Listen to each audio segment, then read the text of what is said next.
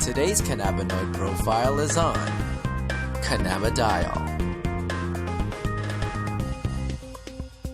Cannabidiol, or CBD for short, is the second most prominent compound found in the cannabis plant. A lot of the medical benefits of cannabis that are attributed to THC or other cannabinoids are actually due to the CBD content of the cannabis. It has very strong anti-inflammatory properties. And not only does it help suppress inflammation, but there was a study that showed that it also helps the body to not make the chemical that causes inflammation. So it actually has somewhat of a preventive role. Cannabidiol has also been found to have anticonvulsant properties in that it can reduce the seizure threshold for a number of patients. I've had my own patients who have said that once they started using CBD-rich strains, they have found that they have had less episodes of their seizures. CBD is synthesized in the plant through the same pathways as THC, CBC. It starts out as geranyl pyrophosphate and alpha-tolic acid. Those two compounds join together through an enzyme-catalyzed reaction. Cannabidiolic acid, CBGA, is the starting material for CBDA, THCA, and CBCA.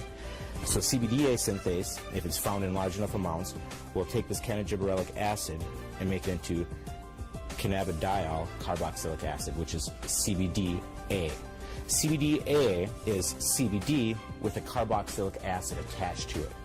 Now, with heat or through time, this carboxylic acid will naturally release from the compound, as it is very unstable, and become CBD. This process right here, where we lose this carboxylic acid, happens at about 80 degrees Celsius. A number of studies were done where they actually gave patients an overdose of THC to see what would happen when they then added CBD.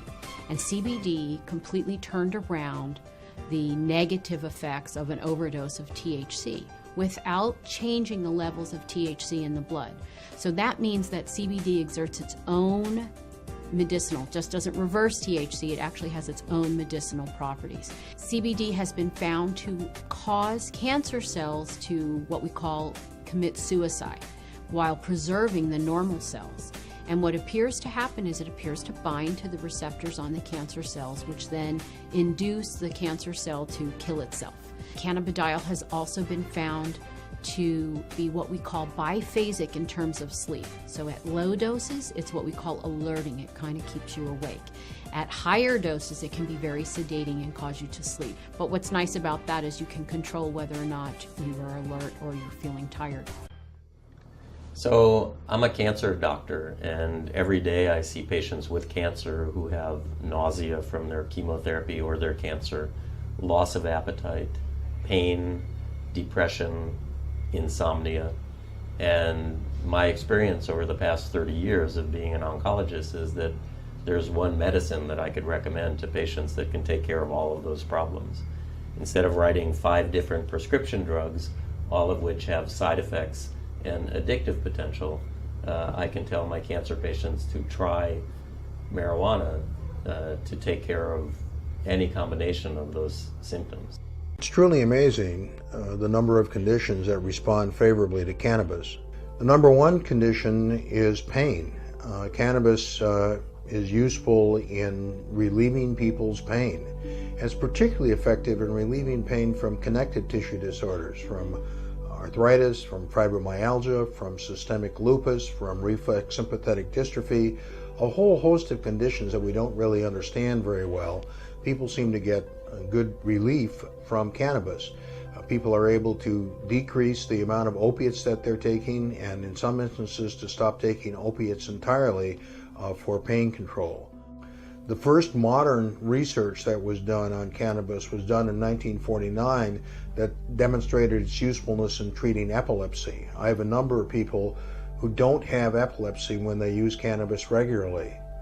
The founder of modern medicine is a physician named Sir William Osler, who was prominent around the turn of the 19th to the 20th century. He wrote the first textbook of internal medicine, and in that textbook he said that cannabis was the most effective medication for the treatment of migraine headaches. And I certainly have a number of people with migraines who get substantial relief or even prevention of their migraines by consumption of cannabis. Other conditions that commonly respond favorably to marijuana include depression. It helps people with sleep. It helps their appetite. It's also very good in treating GI symptoms, nausea, diarrhea. It's excellent for treating Crohn's disease. We did a little study of people with Crohn's disease and found that many of them were able to stop using steroids and stop using other medications that they had taken for their Crohn's, that they had less diarrhea, they had less abdominal pain. It was a true miracle for them.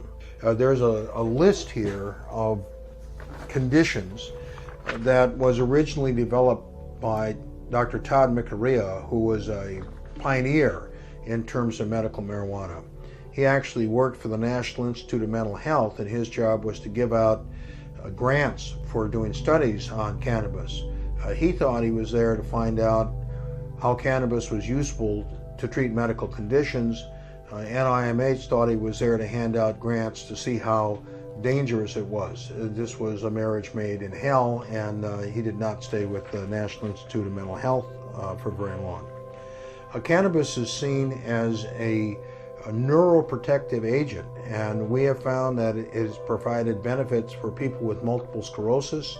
It certainly treats their neuropathic pain and their muscle spasm, but more importantly, people who were placed on Sativex, the tincture of cannabis, in early studies in Great Britain have remained on it for years and years.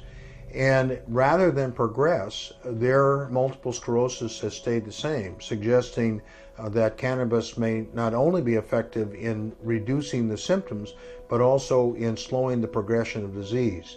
It's helpful in dealing with the anxiety of people that have Alzheimer's disease.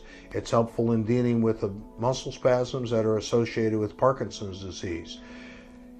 When it comes to psychological illnesses, cannabis is useful in not only treating depression, which I already mentioned, but also bipolar disorder, which is depression and mania. It's useful in treating attention deficit disorder, post-traumatic stress disorder. There was a study done at the Max Planck Institute in Germany a few years back that demonstrated it was useful in reducing fearful memories, so that might suggest why it is useful in alleviating PTSD. This is extremely important at this time when we have so many people who are serving multiple tours in Iraq and Afghanistan. The Pentagon has projected that at least a third of these people, and I think that that is a very conservative estimate, will come back with the symptoms of PTSD. As a matter of fact, in regards to PTSD, both the Israeli government and the Croatian government have given their troops cannabis for treatment of PTSD.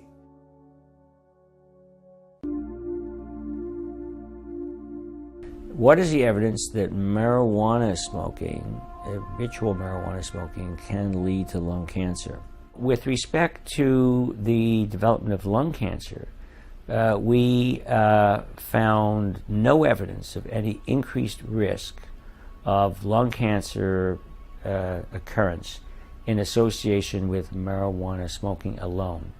The marijuana smokers, if anything, had a reduced risk for developing lung cancer. Not a significantly reduced risk, but reduced less than one-fold, so that means reduced.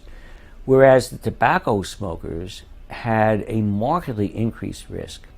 If those who smoke more than 2 packs a day had a 20-fold increase in the risk. That's 2,000%.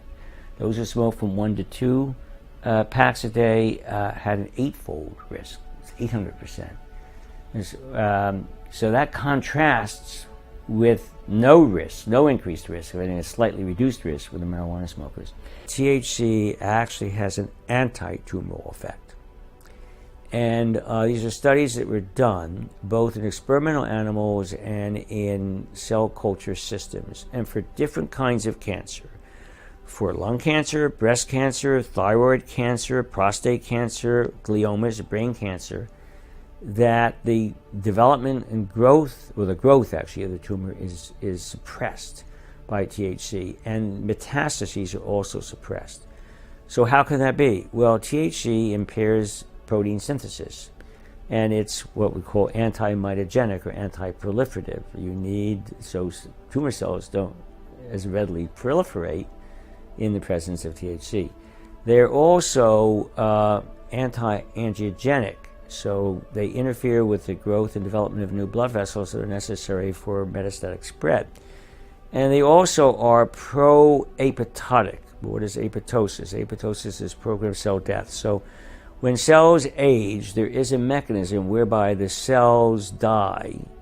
It's a non-necrotic death to die off the old cells, and we get rid of them before they have an opportunity to develop mutations that would lead to cancer.